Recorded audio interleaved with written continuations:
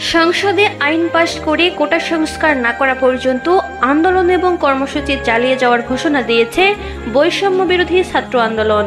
শনিবার অর্থাৎ 13 জুলাই সন্ধ্যা 6টায় ঢাকা বিশ্ববিদ্যালয়ের কেন্দ্রীয় গ্রন্থাগারের সামনে এ কর্মসূচি ঘোষণা করা হয়।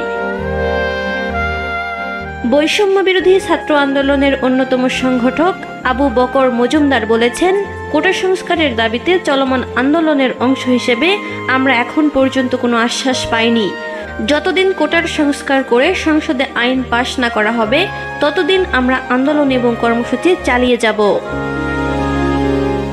বৈষম্য বিরোধী ছাত্র আন্দোলনের অন্যতম সংগঠক হাসনাত আব্দুল্লাহ বলেছেন, রোববারের কর্মসূচি হিসেবে ক্লাস ধর্মঘটের পাশাপাশি জাতীয় সংসদের জরুরি অধিবেশন ডেকে সরকারি সব চাকরিতে সব গ্রেডে কোটার যৌক্তিক সংস্কারের লক্ষ্যে রাষ্ট্রপতি বরাবর স্মারকলিপি পাঠানো হবে। এছাড়া গণপদ যাত্রা করা হবে। বেলা 11টায় ঢাকা বিশ্ববিদ্যালয়, 7 কলেজ, কৃষি বিশ্ববিদ্যালয় সহ ঢাকার আশেপাশের সব বিশ্ববিদ্যালয় এ গণপদ যাত্রার অংশ নেবে।